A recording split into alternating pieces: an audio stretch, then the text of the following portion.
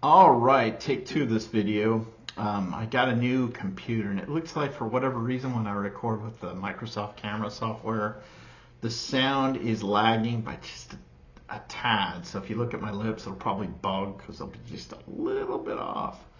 I'll fix that, but not yet. So I'm going to talk about a couple things. I'm going to talk about the new Mac M4 chip and what it means for local inference. I'm going to talk about thoughts on AGI and ASI, and I'm going to talk about the growing digital divide and my thoughts there. So let's jump into it. First, I'm not a Mac guy. Way back when my dad had a Macintosh, I was one of the first people to use one, and I loved it. But one day my dad got pissed off at it and he just sold it. I don't really know why. But ever since then, I've been a PC guy. I've been a Windows wimp ever since. I've always admired Linux, and I'd say about every couple of years I'll download like a Ubuntu virtual machine and play with it. And it's funny, at work, I use a lot of containers that are all Linux, but as far as my day-to-day operations, I'm on PC. And I usually poo-poo Apple, like they're just a bunch of cultists. It's got a cool UI, and they all want to be hipsters, so they all jump on the Mac. And if you want to do real work, you use a Linux or a PC. And I might eat crow here because the new M4 chips with their Supra or Super chip, the highest level of it, if you got a 128 gig Mac, it's got a shared memory architecture. So essentially you're running a 128 gig GPU, which for local inference, that's useful. That means you can actually do cool stuff. Now it's not running nearly as fast as say like an RTX 4090, because it doesn't have all the CUDA cores and all that stuff as a dedicated GPU chip does.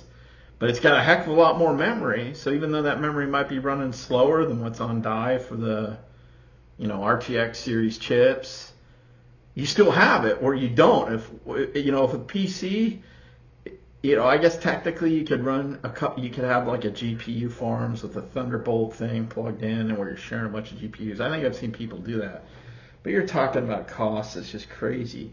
Or if you get a Mac, again, you're going to pay big bucks for it. But you could get a 128 gig Mac, and I guess people are running locally now. Again, quantized models, not the full 32-bit or 16-bit that people usually run in the cloud, but quantized version where you're getting less accuracy because you're only running the models at like a floating point 8-bit or typically 4-bit. I think a lot of people use on the Mac. You can run a 70 billion parameter model on your local machine. It's going to run slow, but you can still do it. I guess people are doing it. The only issue is if you use it a lot, I guess there's some heat issues from the initial stuff I've read. But at the same time, people are using 32 billion parameters models locally, quantized down to like 4-bit. No problem. For local inference, that's huge. For AI messing around and using code creation on your own machine.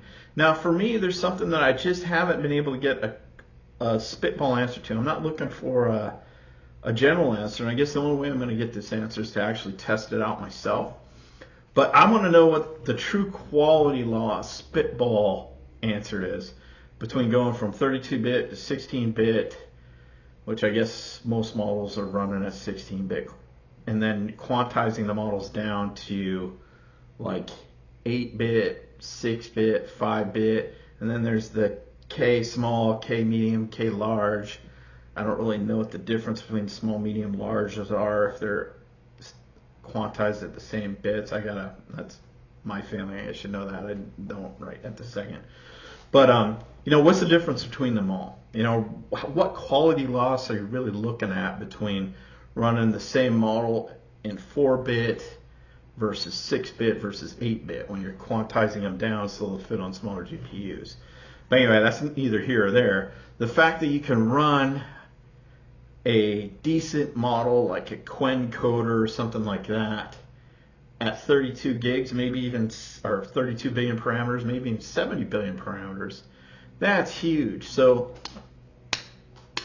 Apples are actually more useful than PCs for AI development at this point, and that is game changing. So now when I go to a coffee shop and I see a hipster with an Apple, I can look at that guy and say, wow, he might be doing AI stuff, and he's got way more capabilities than I do, instead of going, that guy just wasted a bunch of money. That's huge. That's game changing. So good on you, Apple. And I just recently got a PC. I'm poor at the moment, so I've got a refurbished one. It's good. That's what I'm on now. That's why I got the little delay. I got to figure that out. But it's a 4070 RTX with 8 gigs of VRAM. I got a PC with 8 gigs of VRAM, and someone over here, I got a Mac. It's got a unified memory architecture, so I can run inference essentially at 128 gigs. So, F you, PC guy. That makes me good on you, Mac. That's a good thing. That's thinking ahead, looking at where things are going, what will be useful to people, engineers, students coming up into being engineers, and meeting the market and demand. On the PC side, there's some shared APU architecture stuff, but nothing like the new M4 chips. So if you're an AI developer, you're looking to get a new computer and you can afford a Mac with one of these new chips with the unified memory architecture, that's what you want to get, hands down. I am glad that even though I just bought a new PC that wasn't a Mac, I'm glad that I bought one that was the absolute low end of what I needed. For me, I had a PC. It's a great PC. Where is it? Yeah. It was a little Asus light computer. I think it was a G15, and it worked great. But it started shorting. I got that one open boxed as well, and it always was a little bit flaky, crash and stuff. But just lately, it's starting to crash a couple times a day. It boots up so fast, and if I'm doing code, usually I've got a desktop that I do most of my work on.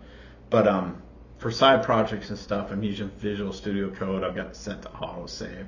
So if it takes a dump, I just reboot it. But it started to get annoying. I started thinking it's not going to get any better, so I went and got a new machine. Anyway, moving on. Now let's talk about the new OpenAI models. OpenAI just released O1 and O1 Mini. No news there. A month or two old. They use chain of thought up front and are getting good results. But the new Gemini 2 model from Google is actually probably better. But now OpenAI is talking about releasing an O3 model and an O3 Mini model. And they're claiming that they have AGI. And to me, that means AGI, artificial general intelligence. So that means that generally an AI model can do most tasks at an equivalent average human level. And then there's the definition of ASI, super intelligent, where the AI can do most tasks significantly better than a average human, and task at a, say, PhD level or greater. So, have they achieved AGI? I don't care, because it doesn't matter. It's not full spectrum AGI, because you're still talking about a machine that's mostly doing text inference. Yes, it can analyze videos maybe, or it can analyze pictures and all that stuff, but you're still talking about just a narrow scope of human activity where it reaches AGI. So in that narrow scope of human activity, it reaches AGI and is absolutely 100% useful in some use cases there to reduce the level of human activity and increase the level of AI that you rely on for those tasks getting complete. Putting the AI in the workflow, not letting the AI control the total workflow, but maybe doing some of the grunt stuff, freeing up labor from that, and that labor can work on the high value stuff. But the thing is one thing I've noticed about when they leave out little details, like when they're talking about the O3 model being released, and maybe it's just kind of like they just want to get something out there because Gemini 2 from Google's really good, and I'll have a rant about Google here in a minute. But here's the little details. One, first of all, now to get the full version of O1 where you can use it with unlimited use, you have to pay $200 a month. So we're going from $20 a month, which most people can afford, $200 a month. It's kind of like, yeah, that's starting to get pretty high. Now, for a lot of people, that $200 can absolutely pay for itself, maybe even in as much as one day. But still, a lot of people, $200, that's a lot of resources to invest. So you better make sure that it pays for itself.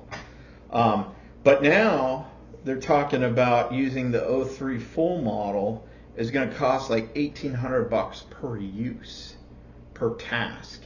And I guarantee you that if you use AI models a lot, you have to iterate. Like you prompt it, it kind of gets there. You prompt it again, maybe it gets there a little better. You prompt it again. You iterate. So to do a task, it's really going to be probably about say $9,000 to $18,000 to get what you want. Now, if it's operating at a PhD level and can give you answers at a PhD level in, say, a day where a PhD researcher might take, well, let's say it'll do it in like a month, a couple days, because you're hitting that, I'll get that in a sec, versus what a PhD user would do in a week. Depending on your use case, it might actually be cheaper to use the human PhD, but let's say you're in a rush to get something to market, or you're in a very competitive field and the cost is justifiable because you're trying to be first, or the task is really complicated and the help that you're getting out of that model is actually of greater value than relying on a human for that task. Maybe you only have to iterate it a couple times, but then you're doing the task a lot, which is changing a couple variables. So you can do it in like $1,800 a shot. But what's happening is medium-sized companies firing off a task for $1,800, and I expect the cost to come down a little bit. But let's just use that $1,800. Let's use $1,500. That starts to become a little bit cost prohibitive. Just like the average person, $200 a month, that's starting to become a little cost prohibitive for businesses, small businesses, using that $1,800 or $1,500, whatever the end price is going to be per run. That's starting to become a cost prohibitive. But if you're a big company and you got tons of resources, right, it doesn't matter, because as long as you get value for that $1,500, you can fire it off, a ton of times because you've got the resources. So there's a lot of talk about GPU poor and GPU rich. And I think this year, if everything goes as is, we're going to start to see that divide really start to separate now. Or the GPU rich are just going to go crazy with this AI stuff, or the rich, just say. Or those of us who can't afford those resources are going to start being left behind. That's what 2025 looks to me, regardless of, we don't know what's going to happen in the future. But that's kind of where things are pointing, at least with the initial indicators here, is these super frontier models that cost a lot of money to use. The people who have the resources to take advantage of them are going to take advantage of them and do great things. But most of us, even most businesses, are not going to have the resources to take advantage of them, and they're going to be left behind. Even more scary is, you had the venture capitalists, the guy from Netscape, Mark Andreessen, go out to D.C. with a bunch of venture capitalists and met with all these government officials. He shared this on a video, I think it was with Joe Rogan. And he talked about how these officials basically said, don't waste your money investing in a bunch of AI startups, because we've already picked the winners. We're going to control them, and everybody else is, because we want to control AI. So we're going to help. We picked a few companies. They're going to be the winners. My shadows here. They're going to control everything, and everybody else is going to have to use that, because the more narrow band of AI companies that there are, the more they're reliant on the government, the more they're blended with the government, the less they have to worry about. and they'll use the excuses of control, the threat of AI, Skynet becoming aware and nuking us all, blah, blah, blah. But really, what it really does is it's even going to further that divide. You're either on the inside of this new AI government thing, or you're on the outside. And then you've got your open source models that are going to start being hit with all these. Well, you can have an open source model, but you got to spend about $20,000 with these third-party certifications that show that your model is safe. And what they mean by safe probably will mean that it's politically correct to what the powers that be want it politically to say. Already, those kind of things are nerfing the models. The more you tweak with what you think is acceptable in the guardrails, the more you limit its capability, because it's kind of like you're saying, okay, I'm going to give you all this information. You think on it. You develop, you knit together your neurons and then give an answer. But we don't want you giving what we think is the wrong answer, so we're going to put guardrails on you. And it kind of breaks up the whole neural connection thing rather than just letting it organically figure the stuff out. And again, a lot of that has to do with training data. Yeah, you give bad training data to a model, it's going to act bad, just like a human being. You put it in a bad situation, a lot of times the human being's going to act bad. So I'm not saying there shouldn't be guardrails. There shouldn't be, data sets that maybe should be excluded from the training. But to like early tests and stuff, it's like, hey, ChatGPT, make me a poem about Donald Trump. Can't do that. Okay, make me a poem about Joe Biden. Spits it right out.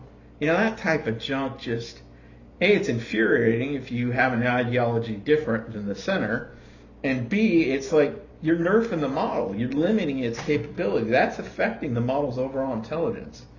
And then if you have the government controlling these, and the government has been proving itself wanting to control what people think, that's just all bad too. So you have money pushing you out, you have ideology coming in, and yeah, it's just kind of this dystopic kind of thing.